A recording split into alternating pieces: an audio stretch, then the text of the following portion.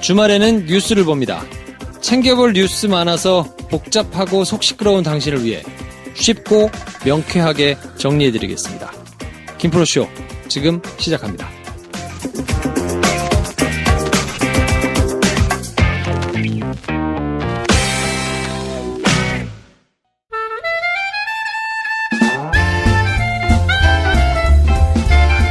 네, 오늘은 뉴스 얘기하는 날인데요. 자기소개하겠습니다. 안녕하세요. 취향이 세상을 바꾼다. 배 감독입니다. 네, 배 감독님 나오셨고요. 안녕하세요. 오늘만 사는 이여름입니다. 네. 시사하는 날 저희가 한번 모여가지고 떨려. 방송했다가 무서워요. 이야, 버닝 이후로 도대체 뭐 하는 거냐 댓글이 막 트라우마가 막 올라왔던 적이 있는데 그렇죠. 개의치 않습니다. 오늘 요리 얘기할 거는 아니니까. 네. 안 한다고요. 다음 주는요? 연휴잖아요? 추석. 네. 추석에는 또 저희가 영화 얘기를 하지 않습니까? 네. 그게 전통처럼 돼 있기 때문에. 네. 지난해 했으면 전통이지. 너무 그럼. 짧다, 전통. 쌓였잖아. 한 번 하고 두 번. 추영, 설추영. 뭐, 그렇잖아요. 두 번 했지. 추영이라고, 추영. 올해도. 세 번째 이제 추천 영화인데. 추계영이지. 추석 개봉 영화, 추계영. 아, 그렇지. 네. 이번에는 추계영. 한국 영화 3편이 야심차게 네. 추석주에 개봉을 하거든요. 네. 야, 요거 어떻게 될까를 이제 내부자들하고 함께 예상을 해봤는데. 네. 볼만한지는 저희가 해드려야 되잖아요. 그렇습니다. 그래서 추석 연휴가 시작하는 금요일부터 시작해가지고는 네. 쫙 영화 퍼레이드. 네, 네. 영화 개봉하는 것들을 쭉 해드리고 또 우리 소소하게 박해준 배우 모셨으니까 맞습니다. 네, 너무 제가 잘생겼어요. 마지막에 풀려고 좀 아껴두고 있습니다. 네. 박해준 배우하고 네. 얘기하는 시간을 조금 가질 거고 그렇습니다. 그래서 사실상 뉴스 얘기하고 시사 얘기하는 거는 오늘이 마지막인 셈이거든요. 네. 내일 이제 한윤수 대표님하고 얘기하고 네. 나면 저희가 뉴스를 다루는 날짜는 없으니까 네. 그럼 마지막 뉴스는 뭘 해야 될까 생각하다가 제 전공으로 전문 분야. 전공으로 좀 마무리해야 되지 않겠나 불태우겠다 그럼요. 이거지. 네. 하는 생각에 네. 지금 최근에 이제 검찰하고 법원하고 뭐 이렇게 한참 난리 법석을 떨고 있는데 그렇죠. 요거에 대해서 얘기를 조금 했으면 좋겠다 해서 네. 2부에는 네. 저 혼자 하면 재미없잖아요. 그렇죠. 맞아요. 그렇다고. 랩도 그렇지. 그래서 우리랑 같이 하겠다는 얘기 안 하잖아. 큰일 나. 아, 본인도 우리랑 같이 하겠다는 얘기 안 하고 있어. 그렇네요. 왜냐면 나는 상관없는데 여러분들이 데미지를 받더라고요. 저의 안전을 위해서. 터질까 봐. 저의 안전을 위해서.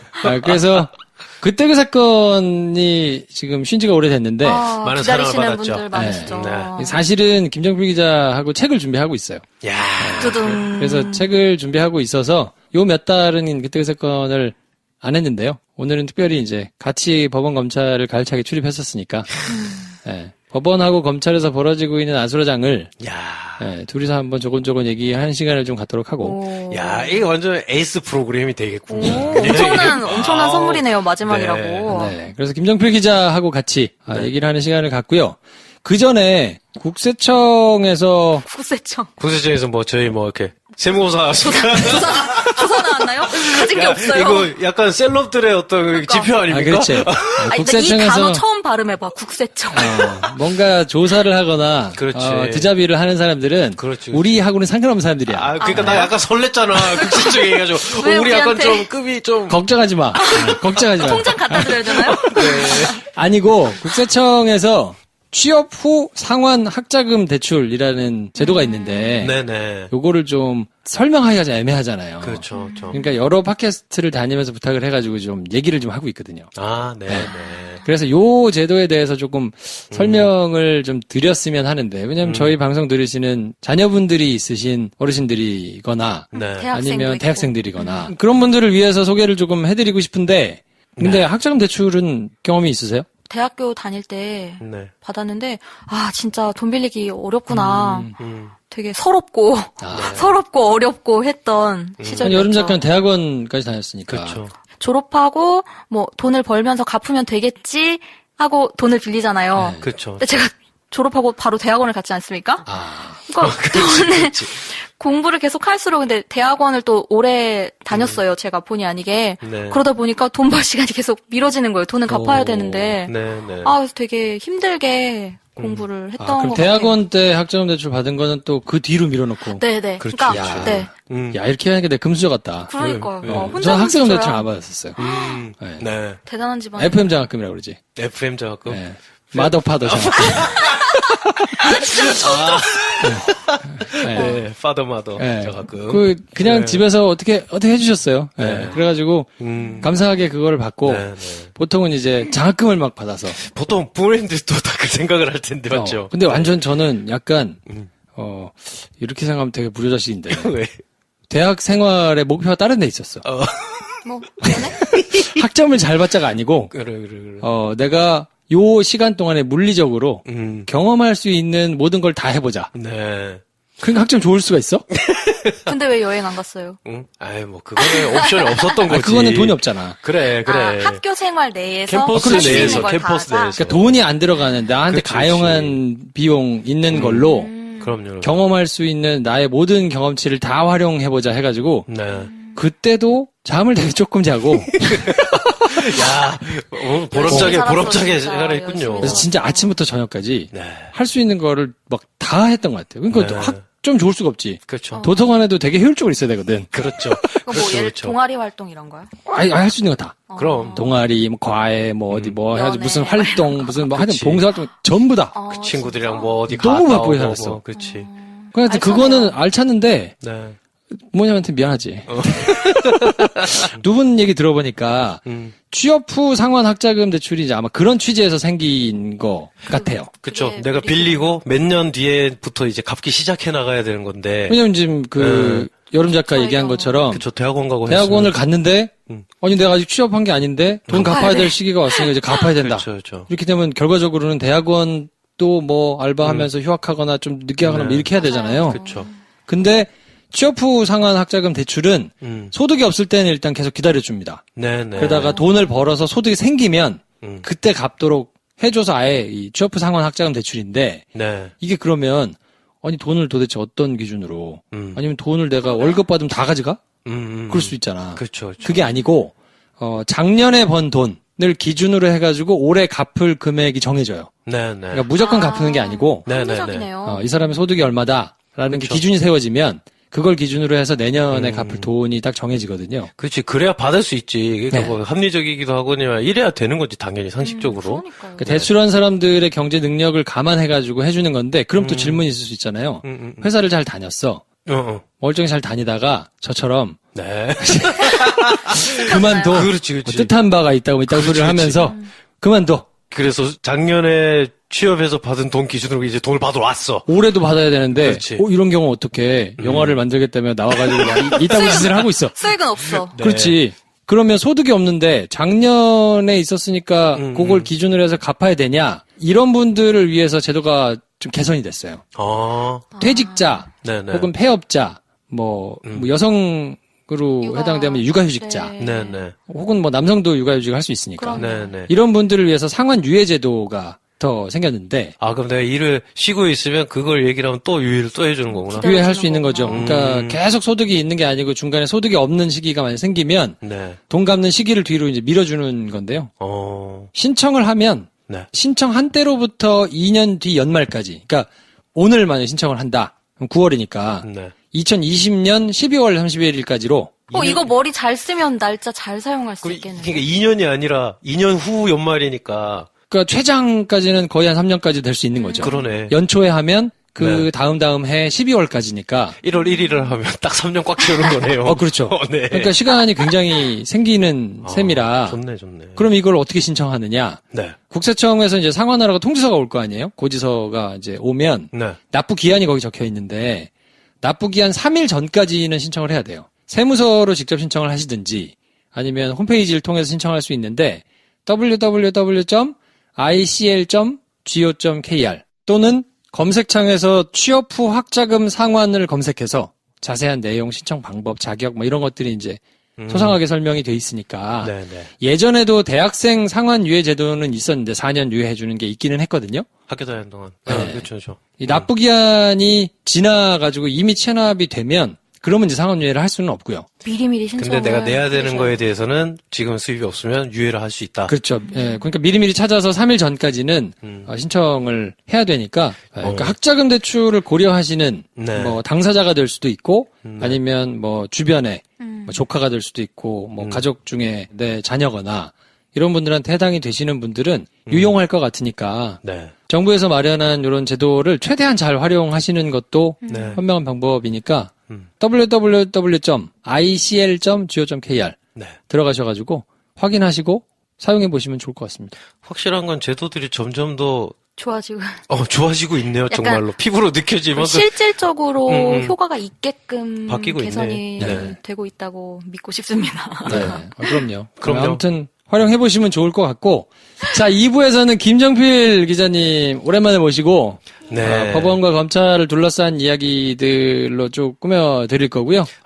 청취자분들이 기다리던 조합으로 기다리던 이야기를 제대로 털어주겠구나. 기대하겠습니다. 알겠습니다. 네. 의식의 흐름에 따라서 저희가 9월 마지막 주까지는 네. 마지막 주를 꽉 채우지는 못합니다. 마지막 네. 주까지는 저희가 영화를 중심으로 해서 이런저런 얘기를 꾸며드리고 있으니까 네. 저희는 또 다음 주에 찾아뵙도록 하고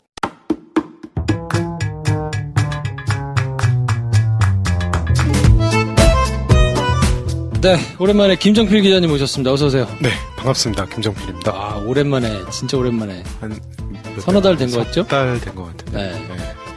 그 사이에 저희는 간혹 만났는데, 청취자분들하고는 오래됐으니까. 능이백숙을 먹었었나요? 인사 한번 해주세요, 예, 청취자분들께. 반갑습니다. 그 무더위 동안에, 저도 에어컨 바람 쐬면서 잘 쉬고 있었고, 한 달에 한 번 잠깐 도와드리러 왔던 리듬이 좀 끊겨서 뭔가 좀 계속 좀 어색하고 그랬었는데, 네. 아무튼 오랜만에 이렇게 뵙게 돼서 반갑습니다. 네. 오랜만에 뵙게 되는데 마지막이에요. 네. 마지막이라서 또 네. 이렇게 나왔습니다. 인사를 하시러 나왔고, 29일날 단관 행사 많이 오세요. 지금 너무 빈자리가 많아요. 괜히 그 큰 거 싸질러 놔가지고, 매일매일 그 티켓을 확인하면서 절망에 빠지고 있는데, 그날 김정필 기자님도 오십니다, 현장에. 그러니까 많이들 오시고, 네. 자, 아무튼, 오늘은 그래서 사법농단 관련해서 굉장히 오랫동안 지지부진하게 도대체 뭐가 어떻게 돌아가는지 요 얘기를 가열차게 한번 하자 해가지고 모셨거든요. 저보다는 아무래도 서초동에 계신 분들과 긴밀하게 더 자주 만나고 계시니까. 예, 밤에 주로 뵈서. 네. 네. 저는 이제 뵙긴 하는데, 네. 그래도 그렇게 예전처럼 막 긴밀하게 뵙지는 않으니까, 아무래도 좀 현장의 이런 분위기, 목소리 이런 것들이 저하고 얘기를 하는 걸 들으실 때보다 더 좀 깊은 얘기들이 있지 않을까 싶은데요. 일단 내용이 좀 복잡해가지고 검찰하고 법원하고 지금 한참 싸우고 있는데 네. 도대체 뭔 사건이면 어떻게 진행이 되는 건지를 좀 짤막하게, 짤막하게. 짤막하게, 쉽게. 2년을 짤막하게 하라고 그렇지. 하시면. 짤막하고 쉽게, 이해하기 쉽게. 이 사건의 발단이 일어난 시점은 박근혜 그 최순실 그 특검이 한창이던 2017년 1월에서 2월 뭐 이 정도의 사건이 좀 발단이 있었고요. 그렇죠. 간단하게 말씀드리면 대법원 법원 행정처에서 판사들의 뭐 동향을 평소에 이제 감시하고 문제되는 판사들을 이제 블랙리스트로 올려서 뭐 동향 감시하는 그런 그 정보를 법원 행정처에 있는 파일이 모 판사를 통해서 이제 그 외부에 알려졌죠. 공개가 됐죠. 네.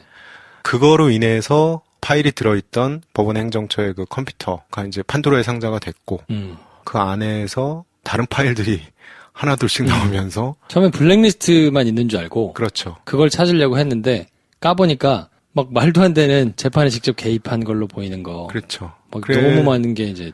그러니까 나왔죠. 그 블랙리스트가 처음 나왔을 때 그 양승태 당시 대법원장이 마치 그 고등학교 때 갑자기 선생님들이 학주가 와서 이렇게 짐 검사할 때 가만히 있으면 되는데 뭔가 후다닥 하면서 숨기는 그런 모양새를 보였었는데, 그러니까 그 블랙리스트 때문에 그랬던 것 같지는 않았고, 네. 결과론적으로 보면 지금 와서 보면 지금 최근에 드러나는 이제 재판거래 문건들, 그러니까 이런 것들이 이제 무더기로 그 안에 들어 있었던 거죠.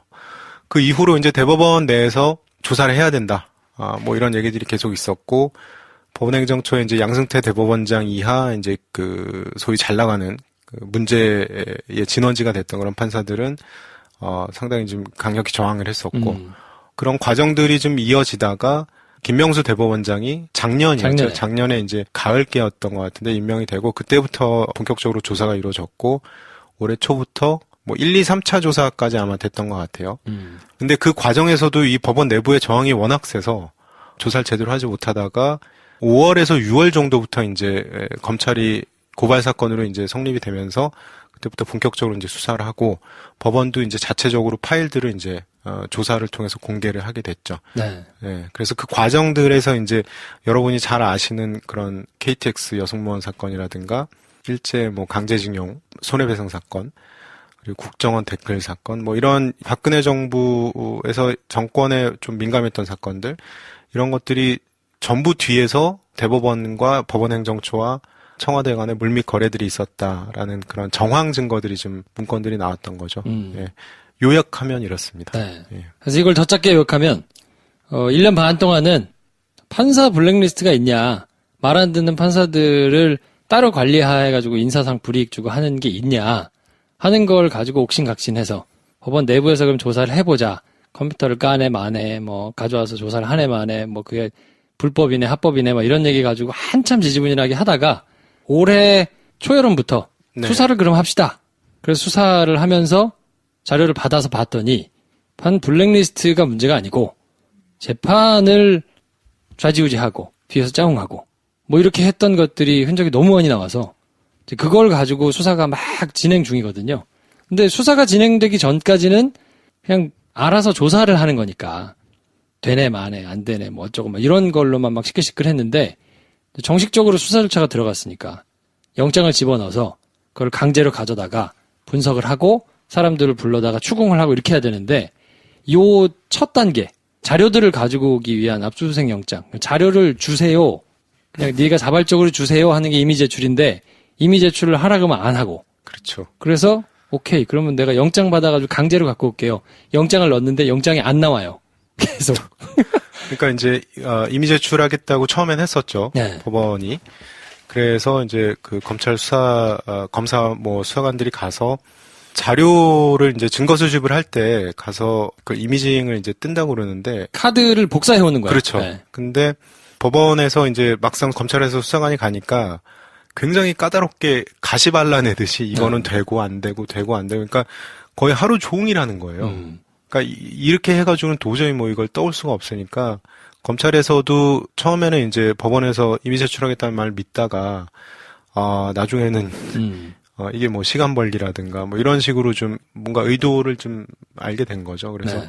더 이상 그걸로는 좀 어렵다고 보고, 강제 수사 절차에 사실은 검찰은 끝까지 그랬어요. 그러니까 뭐냐면 법원이 먼저 고발 형식을 취해서 자기들을 수사해 달라라고 검찰에 이제 고발을 하면 뭐 수사 의뢰라든가 형식은 중요하지 않았어요. 그러니까 법원 스스로 문제가 있었으니까 검찰에 수사를 해달라라는 모양새를 갖추고 싶어 했어요, 검찰은. 왜냐하면 그렇죠. 아무래도 부담이 없으려면. 굉장히 부담이 되죠. 그러니까 네.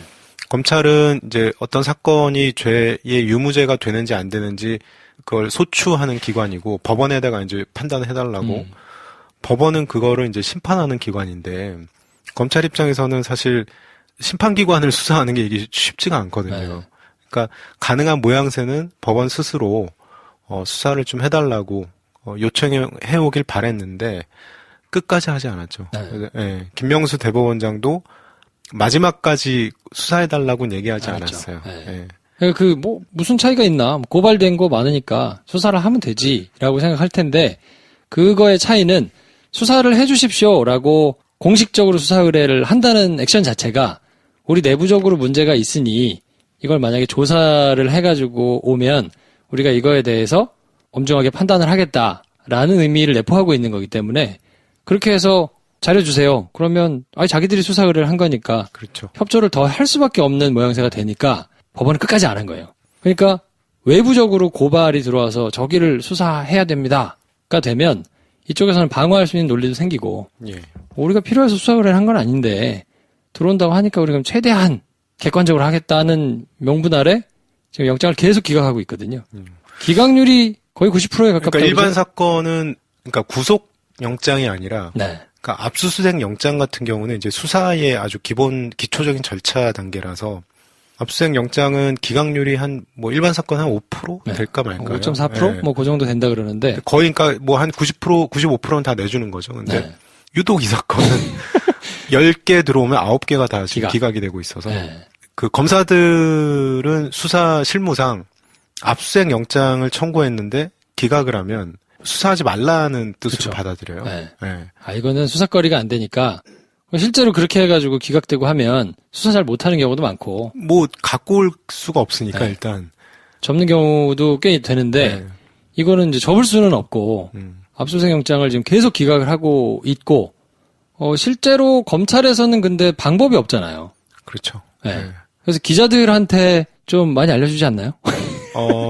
수가 없잖아. 기자들한테 얘기해 주는 것밖에. 제가 그래도 올해 검찰 출입을 했는데 네. 제가 봤던 것 중에 가장 적극적이고 그렇지. 자세히 네. 검찰이 실시간으로 릴리스를 하는 것 그렇죠. 같습니다. 그러니까 영장이 기각되면 거기 이제 기각되는 이유 이런 것들을 뭐 연필로 적어가지고 주는 사람도 있고 그렇죠. 뭐 이렇게 있거든요. 근데 보통 그런 건 공개를 안 해요.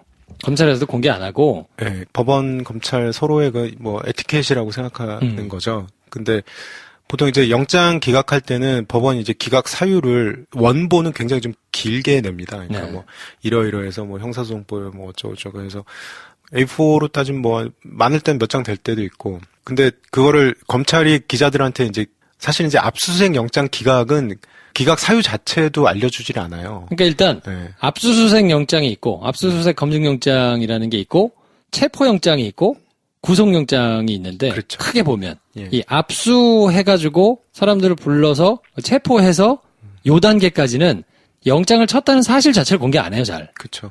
수사를 조용히 해야 되는 거니까 네. 공개하면서 하면 안 되니까. 어떻게 해가지고 기자가 알아서 압수영장을 뭐 했다 아니면 압수수색이 언제 있으니까 가서 봐서 알려지는 경우는 있어도 압수수색 영장을 넣었다는 사실 자체를 얘기 안 하기 때문에 기각당했다는 얘기도 뭐 사유도 얘기할 이유가 없는 거죠. 그러니까 기존의 수사 로직으로 보면 압수수색 영장 얘기가 나오는 것 자체, 디테일한 내용을 나오는 것 자체가 엄청난 단독이거든요. 단독 기사고. 그리고 논란도 네. 많아요. 왜냐하면 그렇죠. 이거를 공개하는 것 자체가 네, 수사를 받는 사람들을 도와주는 게 되기 때문에 그렇죠. 공익에는 적합하지 않다. 그래서 체포영장 사실을 뭐 얘기하거나 압수수색 영장 사실을 얘기하고 하는 것들이 이게 맞는 거냐. 보도를 빨리 하는 거는 좋은데 이거는 맞지 않다. 쓰면 안 된다. 뭐 징계하기도 하고 막 내부적으로 말이 많거든요. 근데 지금은 이제 좀 상황이 다르죠. 네. 네, 검찰 입장에서는 사실 이제 법원이라는 기능이, 그러니까 사법권이라는 것이 국민들의 어떤 그 법적인 분쟁을 종국에 가서 이제 해결해주는 기관이지 않습니까? 그래서 이제 사법부의 그 어떤 독립, 뭐 이런 것들이 중요한데, 그리고 법적으로도 많이 제도적으로 그 보장하는 장치들이 있고, 근데 사실 이거를 법원 스스로 비즈니스의 수단으로 활용한 사건이거든요. 네. 그러니까 스스로의 신뢰를 저버린 거죠. 말이 안 되는 거죠, 사실. 그런 상황에서 이거를 그냥 넘어갈 수는 없는 거고, 사법부 신뢰 회복의 전제 조건은 이 사건의 진실 규명이 아닌가 생각이 되는데, 그런 차원에서 보면 검찰로서는 반드시 진실 규명하고 넘어가야 되고, 마라톤으로 치면 한 5km도 안 뛰었는데, 지금 계속 뭐 여기저기서 블로킹이 들어오는 뭐 이런 상황이니까, 네. 이제 수사 단계에서 그 문제가 되는 그런 뭐 압수영장이 기각되고 이런 것들을 이제 계속 공개하면서, 한편으로 이제 여론의 힘을 받는 측면도 있고, 또 수사를 더 해야 되는 그런 명분을 쌓는 하나의 그런 방법이기도 하고, 네. 네, 그렇습니다. 그러니까 압수수색 영장 자체는 어지간하게 하자가 없으면 한 90% 이상, 95% 가까이 다 발부가 되기 때문에 그거는 법원과 검찰이 알아서 할 일이고 큰 하자가 없으면 나오는 거기 때문에 그 사실 자체가 알려질 일이 없는데 지금 90% 이상이 기각되고 있기 때문에 검찰 입장에서는 수사를 하지 말라는 거여서 이걸 조용히 할 수는 없고 이제 언론의 힘을 빌어야 되니까 계속 얘기를 해서 문제를 삼는데 그러다 보니까 기각되는 사유도 굉장히 자세하게 나오는데 그 자세하게 나오는 사유가 말이 잘 안 되는 경우가 많아가지고. 그러니까 뭐 보통 이제 기각 사유 보면 뭐 간단히 말씀드린 이런 거예요. 그러니까 아주 기초적으로는 이제 죄가 안 된다, 뭐 죄가 될 가능성이 없다, 뭐 자료를 앞으로 제출할 거다. 우리 법원이 언제부터 그렇게 피의자의 선한 의지를 믿었는지 하여튼 굉장히 선하게 이해를 해서 접근을 하더라고요.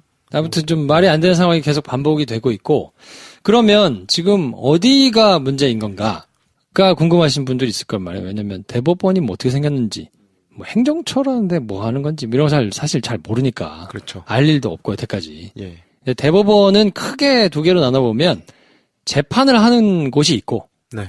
재판 말고 그 외의 거, 뭐 이제 법원이라는 조직이 전국에 굉장히 크게 있으니까 여기에 나머지를 관리하는 인사를 관리하거나 예산을 관리하거나 회계, 네. 시설. 이게 실무적인 거 있잖아요. 그렇죠. 그런 거를 하는 부서가 법원 행정처라는 곳인데 이거는 다른 직원을 뽑아가지고 할 수 없는 일이거든요. 왜냐하면 재판에 관련된 일이기 때문에 결국은 그렇죠. 판사들이 그래서 왔다 갔다 하는 곳인데 그렇다 보니까 법원 행정처는 굉장히 잘 나가시는 엘리트 검사들만 차출돼가지고 갈 수 있는 곳이거든요. 네, 판사들만. 네.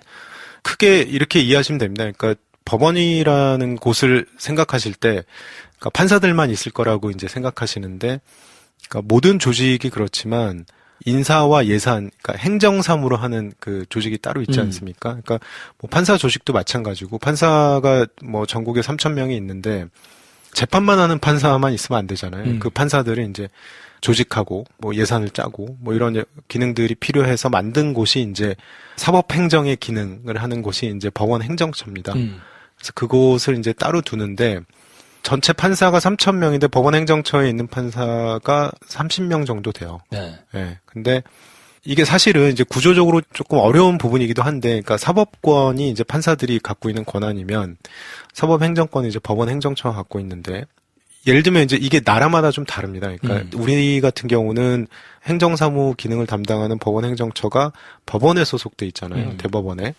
근데 뭐 다른 나라 같은 경우에는 행정사무 담당하는 기능인 그 우리의 법원 행정처 같은 곳이 법무부에 있는 곳도 있어요. 네. 네. 그러니까 우리 같은 경우는 이제 법원의 어떤 사법권의 독립을 존중하는 의미에서 행정 기능도 법원에 이제 두는 거죠. 왜냐하면 자율성을 보장해 준 그렇죠. 거죠. 왜냐하면 네. 이제 인사와 예산을 예를 들어서 이제 법무부라든가 이런 곳이 법무부는 어쨌든 이제 행정부 조직이니까. 행정부 소속이니까. 네. 그러니까 이제 상권 분립에 조금 뭐 위배가 될 수도 있고 그래서 우리 같은 경우는 이제 법원에 그 법원 행정처를 두게 됐고 법원 행정처가 이제 그러니까 여러분이 있는 그 모든 조직이 그렇지만 인사와 예산을 갖고 있는 곳이 짱이지. 조직에서 최고입니다.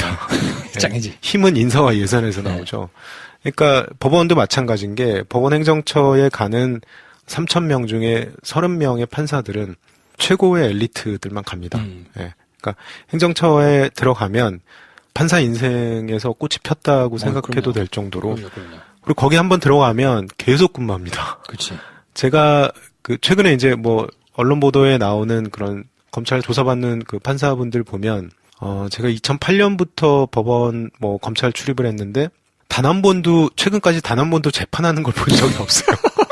저는 간혹 봤어요. 간혹. 그런가요? 중간에 간혹 이렇게 잠깐 나오셨다가 다시 들어가셨다 뭐 이렇기 때문에. 그러니까 이분들은 사법행정 업무만 하는데 그게 이제 사법행정 업무라는 게 말이 이제 사법행정 업무지 그 행정처 조직의 그런 구조 자체가 굉장히 수직적입니다. 그러니까 단적인 사례로 제가 한번 밤에 이제 법조탕 근처에서 이제 술을 먹고 2차인가 3차인가를 뭐 이렇게 약간 야외 테라스 있는 치킨집에서 이렇게 먹고 있었어요. 근데 그 길거리가 이제 한 왕복 한 6차선인가 8차선 되는 대로였는데 그 앞에서 정말 검은 정장 입은 한 40명 정도 되는 그런 한 40대 50대 아저씨들이 갑자기 어디서 우르르 나오더니 한 분 택시를 잡아드리고서는 태워드리면서 한 40명, 50명이 다 인사했겠지. 다 조폭처럼. 허리를 네, 그 표현을 제가 안 쓰려고 했는데 정말 너무 깜짝 놀라서 저랑 같이 있던 분 중에 한 분이 이제 검사였어요. 그래서 그리고 가만히 봤는데 그 택시에 타시는 분이 어디서 많이 본 분이더라고요. 그분이 모 대법관이셨어요. 그러니까 그 아마도 이제 뭐 대법원이라든가 법원 행정처에서 그 대법관님을 모시고 저녁을 먹고 이제 택시로 모시는 장면이었던 것 같은데 아니 기사가 있을 텐데. 그땐 왜 그랬는지 모르겠어요. 하여튼 뭐 먼저 보내셨는지. 그래서 제 기억으로는 아마 그게 법원 조직을 단적으로 이해하는 가장 상징적인 장면이 아니었나. 그러니까 흔히 이제 사법부의 독립을 얘기할 때 그게 이제 법원 조직의 독립이라고 착각하는 분들이 있는데 사법부의 독립은 법관 개인의 독립, 그러니까 법관의 독립을 의미하거든요. 네. 그러니까 사법부는 조직 전체가 뭐 하나로 뭉쳐서 이렇게 하면 안 되는데요.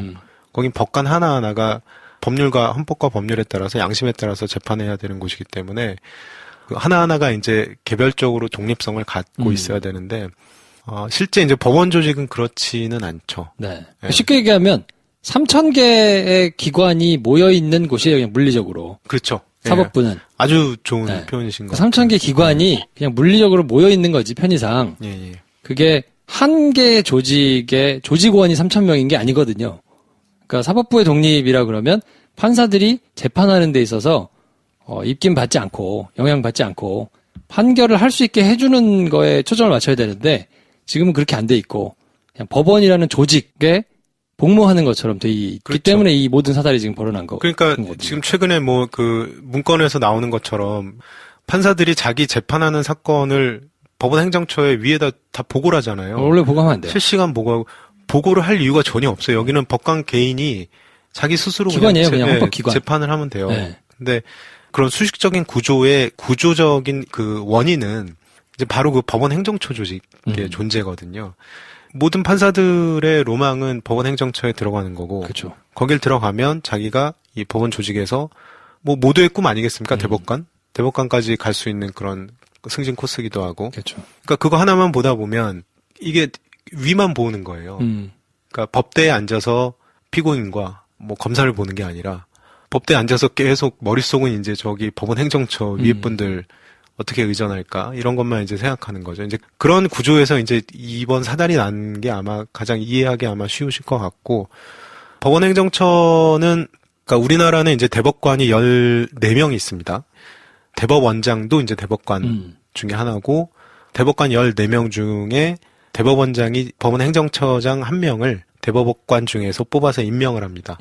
법원 행정처장은 대법관이지만 재판에는 참여하지 않아요. 네. 행정 업무만 하기 위해서.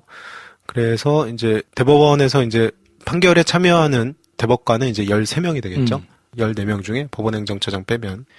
그래서 법원 행정처장은 처장 임기 동안에 인사 예산, 뭐 회계, 뭐 시설, 뭐 가족관계 등록부라든가 뭐 여러 가지 뭐 등기 업무 뭐 이런 것부터 뭐 여러 가지 이제 업무를 담당하는데 문제는 행정 기능이라는 거는 인사와 예산 관련된 거라서 국회 관련된 업무들이 좀 많습니다. 네. 대법원도 어쨌든 이 선출된 국회 조직에 허락을 받아서 예산을 타내야 하고 어떤 조직 구성할 때도 국회에 또 허락을 받아야 되고 이제 그러다 보니까 이 변형된 형태로 법원 행정처에 있는 판사들이 다 가 있죠. 이 판사들이 국회를 상대로 로비도 하고 네, 대관이라고 그러죠. 대관 네. 업무죠. 네, 그리고 이제 전 사실 청와대를 이렇게 정말 제 집 드나들듯이 하는 걸 설마 했는데 네, 이렇게까지 할 줄은 몰랐어요, 솔직히. 정말 깜짝 놀랐습니다.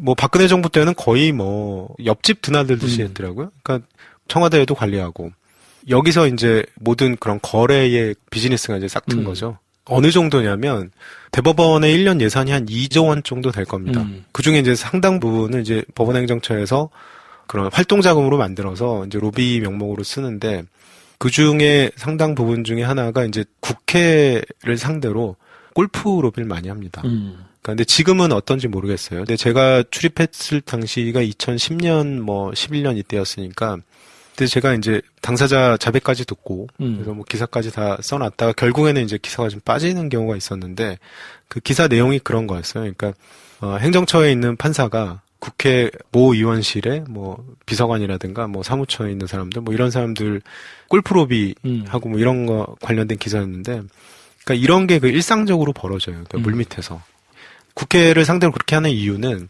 법원에 필요한 어떤 조직 기능의 변화라든가 뭐 저 예산을 타낸다든가 뭐 이런 거에 쓰기 위해서 이제 하는 거죠. 네. 그래서 아까 얘기한 대로 어느 나라에서는 이거를 따로 떼가지고 예산 뭐 인사하는 곳을 법무부 산하에다 두면 일장일단이 있는 거죠. 거기다가 두면 이렇게 사법부 내에서 왔다 갔다 하면서 줄 서고 이런 거에서는 좀 자유로울 수 있으니까 재판만 하고 그거는 어차피 국회 상대로 해가지고 돈 받아내고 실무에 해당하는 거니까 그렇죠. 그렇게 하면 한편에서는 그래 그러면 재판만 할 수 있으니까 자율성이 보장이 되겠다라고 생각할 수도 있는데 또 한편으로 생각하면 인사 예산을 이쪽에서 쥐고 있으니까 그러면 여기서 휘두르려 그러면 휘둘릴 수 있잖아. 행정부가 인사권을 네. 갖고 검찰을 관리하듯이 법원도 법원을 관리할 수 수 있다는 있잖아. 얘기죠. 예. 그것도 이렇게 생각하면 또 그럴 수도 있으니까 그건 선택의 문제인 것 같은데 그렇죠. 우리나라는 그래서 필요 없고 그냥 법원에서 다 알아서 하도록 자율성을 부여해 준 거거든요. 예. 근데 이제 그러다 보니까 법원 내부에서는 올라갈 것만 생각하고 알아서 기고 알아서 찾아다니고 뭐 이런 거를 이제 한 거거든요. 그래서 행정처 내에서도 뭐 이제 기조실도 있고 정책실도 있고 뭐 지원실 뭐 많은데 그거는 이제 복잡하니까 뭐 굳이 찾아보실 정도는 아닌 것 같고 누가 문제인가 크게 나누면 이제 세 부류거든요. 이제 뭐 중간 간부급 정도 해당하는 사람들. 일단 행정처에서 지금 소환되고 하시는 분들이 다 고등법원 부장판사 이상이기 때문에 차관급으로 보시면 네. 됩니다. 지금 예. 굉장히 높은 사람들이에요. 네. 그 무슨 수석연구원 뭐 이래도 그냥 연구원 이런 게 아니고 연구관이라고 하면은 뭐 어감이 예. 좀 연구원 그런 연구원 거 같은 뭐 느낌인데 이렇게 학생, 대학생, 네. 대학원생 뭐 이런 거 있잖아요. 이분들 굉장히 높으신 분. 아닙니다. 차관급 굉장히 높은 이렇게 기사 딸린 차가 나오는 그렇죠. 직책에 계신 분들이어서 굉장히 높은 분들인데 그 높은 분들 중에서도 이제 중간 간부급들이 지금 한참 불려 나오고 계신 분들이고 그렇죠.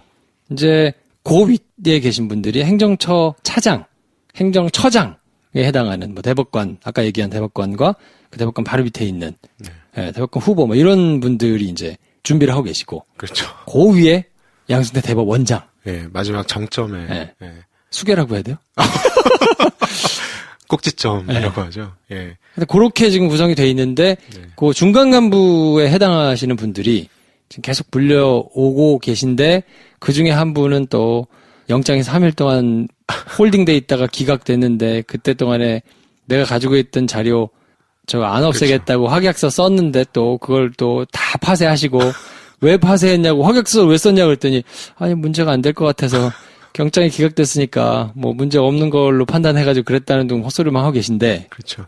재판연구관이 뭐 하는 분들이 좀 궁금하실 것 같은데 대법원에 보면 대법관들이 대법 판결 기사를 쓰는 게 아니거든요. 네. 사실은 대법관 밑에 두 가지 종류의 연구관들이 있습니다. 그러니까 전속조 연구관들이 있고 공동조 연구관이 있는데 뭐 복잡하니까 어쨌든 이 연구관들은 밑에서 이제 뭐 판결을 어떻게 쓸지 이제 대법관한테 보고하고 그 연구관 얘기를 들어보면 거의 유죄시 판결도 쓰고 무죄시 판결도 써서 대법관한테 올린다고 해요. 그럼 어느 쪽이 뭐 맞는지 그러니까 대법관이 이걸로 하자 이러면 뭐 이걸로 가기도 하고. 그러니까 실제적으로는 뭐 다 그렇지는 않겠지만 직접 정말 본인 스스로 열심히 하는 대법관도 계시지만 연구관들은 결국 이제 뭐 그런 어떤 밑작업들을 하는 브레인들이 브레인들. 네, 네. 굉장히 정말 말 그대로 정말 브레인인 것 같아요. 네. 대법원의 모든 판결문에 뭐 기초를 다지는 분들이니까. 그러니까 정말 엘리트만 불려가는 거예요. 정말 그렇죠. 똑똑한 네. 법리적으로 훌륭한 사람들이 가서 거기서 이제 대법관들의 브레인 역할을 하면 이제 대법관들은 그 올라온 기초 그 자료를 가지고 네. 이제 최종적인 거를 좀 만드는 네. 거라고 근데 보면 그 되죠. 중에서도 수석 재판 연구관은 그 연구관 연구관들의 짱. 그렇죠.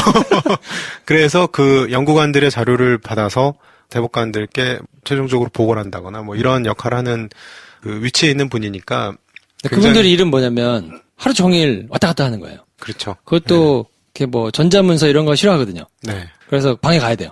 직접. 네. 다 들고. 얼굴 보고 하는 네. 것도 좋아하시고. 그러니까 13분이니까 13명 방에 다 하나하나 가서 다 이렇게 왔다 결제받고. 그래서 아까 말씀드린 게 이제 전속조라는 거는 특정 대법관에 이제 속해 있는 연구관이 따로 있고 공동조라는 거는 프로젝트별로. 네, 공통되는 네. 그런 뭐 사건들 같이 하는 그런 연구관들이 있는데 유해용 연구관이었죠. 예, 수석이라고 하죠. 유수석이라고 하죠. 그러니까 유수석 같은 경우는 이제 올해 초에 법원을 나갔는데 이분이 나갈 때 그냥 나간 게 아니라 문건을 상당히 많이 들고 나갔어요. 다 싸들고 나왔어요. 예, 법원에 대법원에서 지금 계류 중인 사건들. 그 요번에 이제 재판거래에 나왔던 그 사건 관련된 보고서 문건들도 상당히 많이 포함되어 있었고 사실은 이게 공문서를 갖고 나가면 안 되죠. 안 되죠. 근데 그거를 무더기로 갖고 나갔는데 본인이 모르고 갖고 나갔는지 뭐 의식적으로 이제 계속 문제가 되니까 갖고 나갔는지는 잘 모르겠으나 어쨌든 갖고 나가서 있다가 이제 검찰이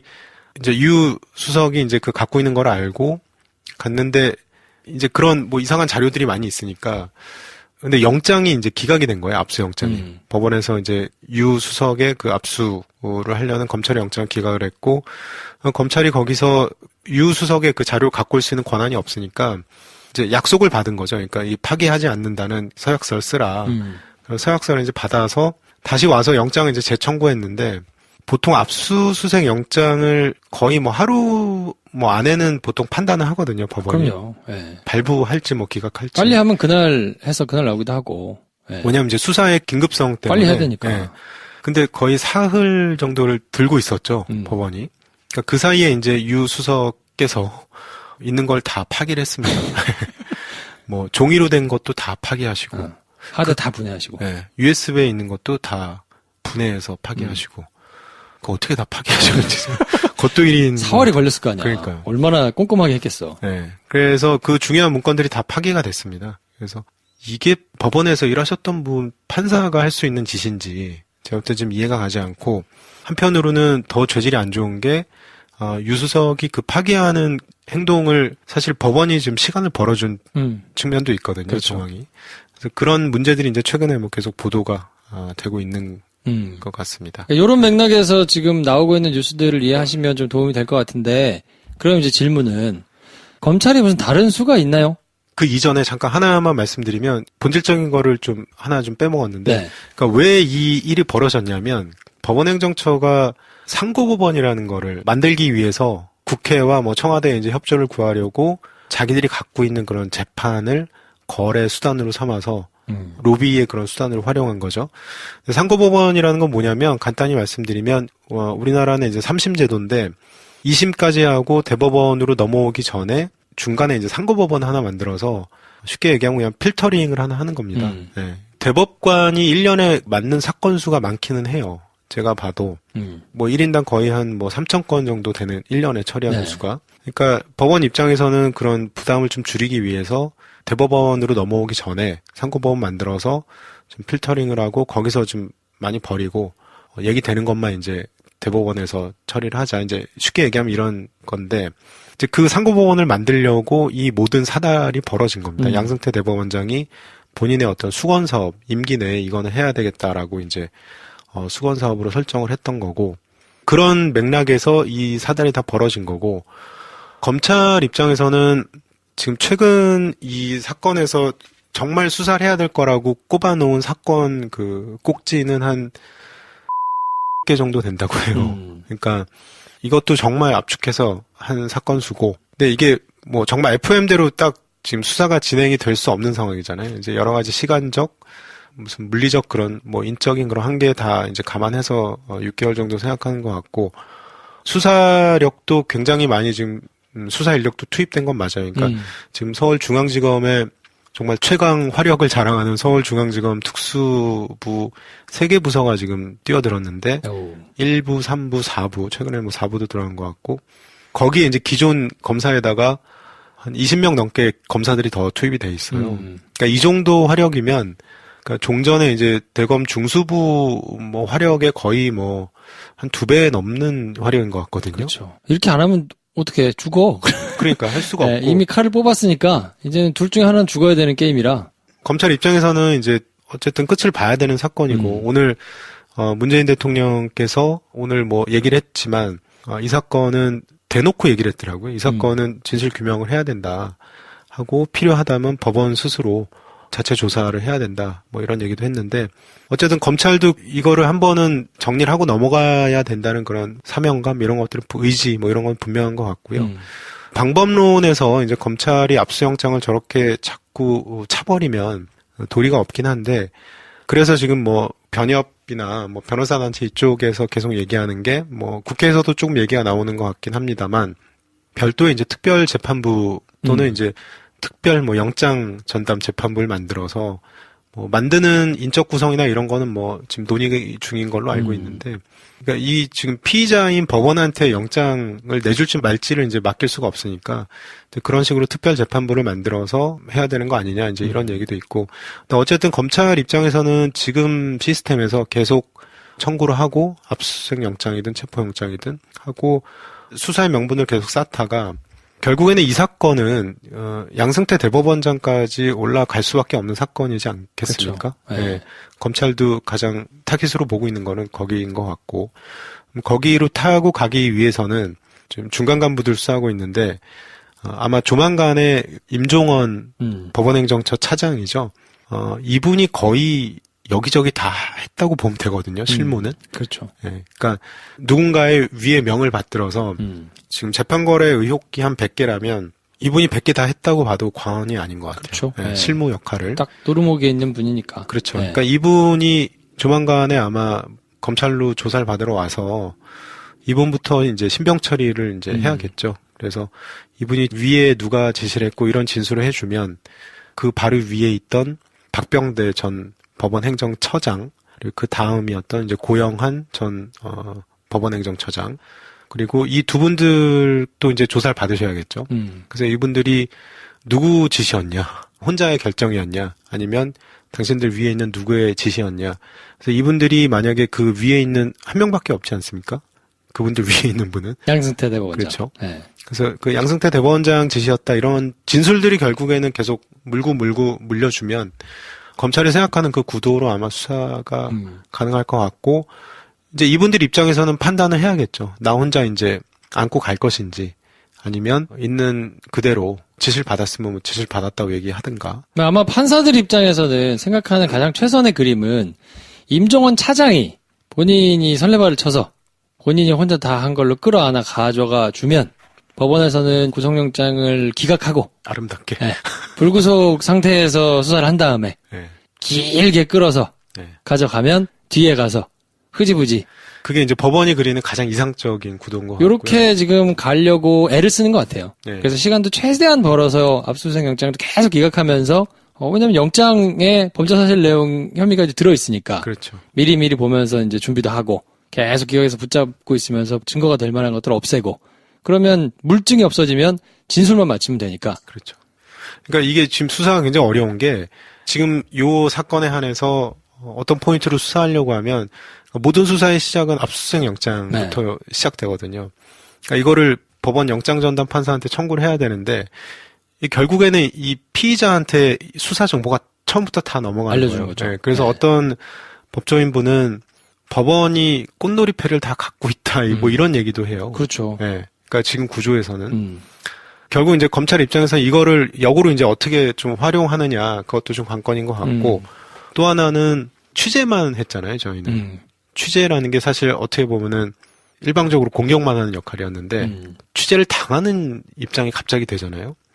그럼 이 기자들이 굉장히 쉽게 무너집니다. 그러니까 제가 지금 있는 신문사에서 미디어 팀에도 좀 있었는데, 이제 미디어 팀이라는 게 이제 다른 언론사를 이제 뭐 감시하고 뭐 이런 건데, 당연히 이제 기자들을 취재하게 되잖아요. 그래서 전화해서 어떤 것들을 이렇게 취재하러 들어가면 저는 상당히 좀 걱정을 하고 전화를 했거든요. 왜냐면 이제 기자니까. 선수니까. 선수니까. 잘 알아서 답변도 안 하고 피하고. 그러니까 20개도 잘 안 넘어가고 뭐 이럴 거라고 생각하는데, 한 2곡에 정도에 바로 넘어옵니다. 그렇지. 왜냐면 당해본 적이 없어서. 그게, 예. 근데 판사들도 마찬가지예요. 그래서 그 임종원 차장 압수수색 당했을 때 그 상황을 제가 조금 전에 들었는데, 이제 영장이 이제 떨어져서 압수수색을 하러 갔는데, 이제 아무것도 없더래요. 그래서 그 가 있던 검사가, 컴퓨터에 있는 뭐 파일들을 계속 보다가, 파일이 이제 USB로 넘어간 그 흔적이 나온 거예요. 그래가지고 이제 임종원 차장을 불러서 이거 뭐냐, 이거 파일 어디 갔냐, 약간 좀 딱딱하게 바로 치고 들어갔더니 이제 임종원 차장이 바로 무너지더래. 여기 있다고 뭐 이러면서 바로 내줘가지고 거기서 다 나왔죠. 소위 털렸죠. 네. 네, 임종원 USB 없었으면 사실 뭐 거의 뭐 더 어려웠을 수도 있는데. 근데 지금 다들 하는 얘기가 임종원 차장이 저걸 왜 줬을까? 이제 그게 다 미스터리인 거예요. 그걸 놓고 이제 해석을 많죠. 네. 혼자 죽을 수 없으니까. 그렇죠. 그냥 내가 딱 주고, 네.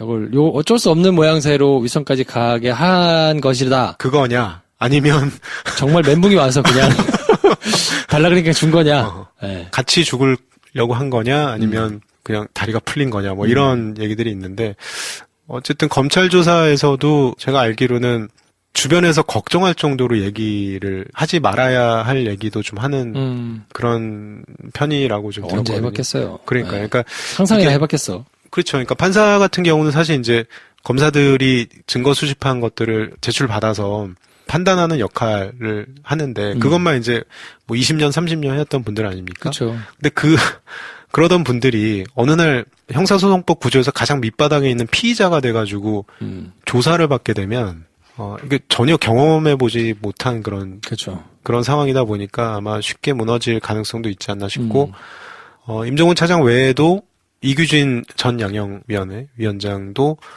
상당히 좀 진술을 하신 걸로 저는 알고 있고 그래서 검찰 입장에서는 진술은 많이 확보를 했다고 들었어요. 그래서 아마 영장 청구도 이제 그걸 기반으로 해서 하려고 하는 것 같고 위로 타고 올라가는 거는 지금 현 단계에서는 뭐 아마 크게 매끄럽게 진행되고 있다고 봐도. 네. 그리고 이분들이 저는 특성상 내가 안고 끝까지 가겠습니다.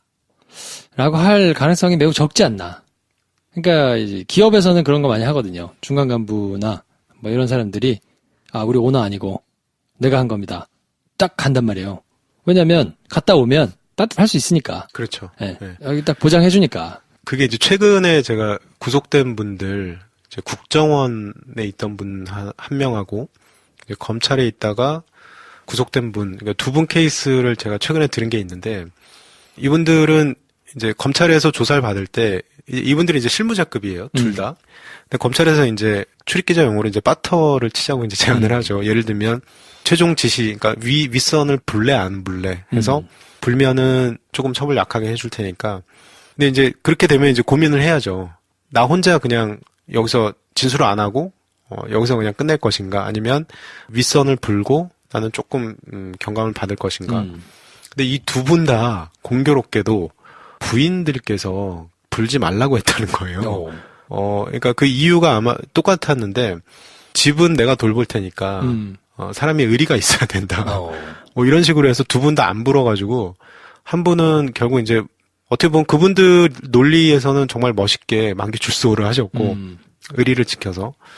근데 아마 판사들 같은 경우는 습성이 물론 이제 방금 말씀드렸다시피 이제 가족들의 결정이 중요하고 그런 것이 아니라면 판사들은 지금 그런 습성이 있습니다. 그러니까 검사도 마찬가지인데, 그러니까 최소한의 좀 양심이 있어서 법과 양심에 따라서 재판해온 버릇이 있어서 아예 진술을 거부할 수는 있겠지만 거짓말은 아마 하지는 않을 걸로. 너무 나이브해. 야, 거짓말 안 하는 사람이 90% 영장 기각하겠어?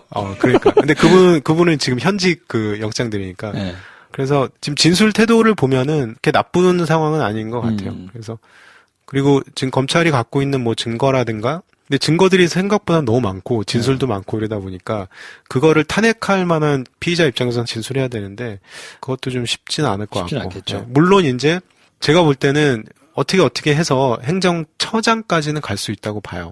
근데 이게 이제 검찰도 그렇고 특히 대법원도 그렇고 이게 어떤 내부적인 그런 컨센서스가 있냐면, 그러니까 현직은 당연히 그렇고 전직도 자기들 보스는 건들지 말자. 예, 그래도 이제 그런 어떤 묘한 좀 그런 게 있더라고요. 그래서 제가 볼 때는 양승태 대법원장까지 가는 게 맞는데 거기까지 갈지는 솔직히 좀 의구심이 들고요. 지금 상황에서는. 예, 아마 많이 가면 저는 맥시멈 행정처장 2분까지인 것 같고 아마 실제적으로는 구속영장을 청구했을 때 나올지 말지 그걸로 이제 판단하자면 저는 조금 뭐 네거티브한 쪽으로 생각을 갖고 있고 법원이 지금 실무자들도 뭐 영장을 안 내준 상황이니까 거기까지 가려면 이제 진술들이 쭉쭉 나와줘야 되는데 정말 깔끔한 진술이 나중에 나올 것인지 이제 그거는 조금 지켜봐야 될 것 같습니다. 저는 조금 약간 다른데 실무자들은 그걸 지킬 수 있다고 보는데요. 왜냐하면 이 사람들은 이제 남아있는 게 너무 많으니까 그 뒤에 자기가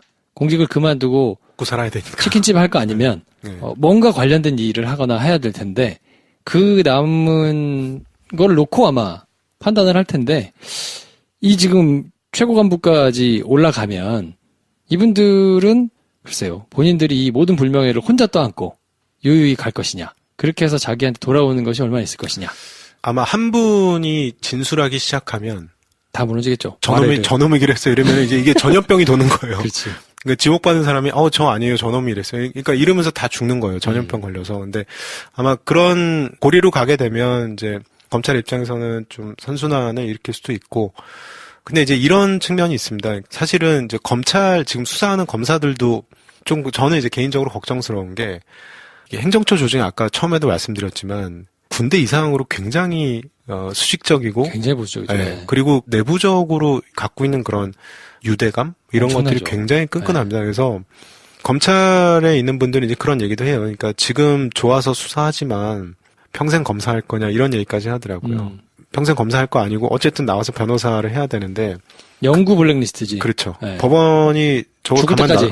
가만 놔두겠어? 뭐 이런 얘기도 해요. 근데 제가 아는 법원은 충분히 그러고도 남고요. 그럼요. 네. 네. 그러니까 예를 들어서 지금 검사 수사하다가 나중에 뭐 변호사 됐는데 변호사 업무라는 게 결국에 이제 뭐 피의자 뭐 방어하고 하는 건데 자기가 사건 맡은 사람 피의자 뭐 영장이 판판이 지는 거지. 네. 네. 뭐 그러니까 지금 법원 구조라면 그런 것들은 가능하죠. 뭐 평생 관리하고도 남고 그거는 이제 똑같아요. 그러니까 지금 검찰에 조사받고 있는 판사들 역시 저는 이제 깜짝 놀랐던 게 결국에는 밖에서 공격이 들어오니까 이 법원이 내부적으로 조직보호 논리로 똘똘 뭉치더라고요. 그러니까 저기서 누가 하나 배신하면 배반자 낙인이 찍히는 거죠. 그렇죠. 네. 그러면 이제 평생 또 그 판사 역시 영업에 변호사하면 이제 재미없는 거지. 그렇죠. 네. 그러니까 그런 어떤 내부의 좀 무서운 논리들이 아마 작동을 하면 조금 어려울 수도 있는데 뭐 상황은 좀 지켜봐야겠죠. 네. 네. 일단 가지고 있는 게 굉장히 좀 있고 그리고 좀 하겠다 하는 기한도 아직 좀 남아 있고. 그렇죠. 그러니까 이제 그 동안에 뭐 수사는 생물이니까 진행되는 동안에 어떤 변수가 어떻게 터져 나올지 몰라서. 뭐 하여튼 올해 연말까지는 이제 점점 이제 정점으로 가는 거니까. 드라마로 치면은 이제 최고 갈등 구조 네. 거기로 가는 거니까 아마 좀 흥미진진한 상황이 벌어지지 않을까 싶고. 찬바람 불고 이제 얼음 녹고 따뜻한 바람 불 정도 되면 뭔가 이제 정리가 그 정도 되면 네. 정리가 좀 되지 않을까 싶습니다. 뭐 어쨌든 이제 판사들이 연수원에서 보통 이제 200명이 나간다고 하면은 뭐 100명 성적순으로 이제 100명 끊어서 이제 판사가 되지 않습니까? 이제 예전 이제 연수원 시스템에서는.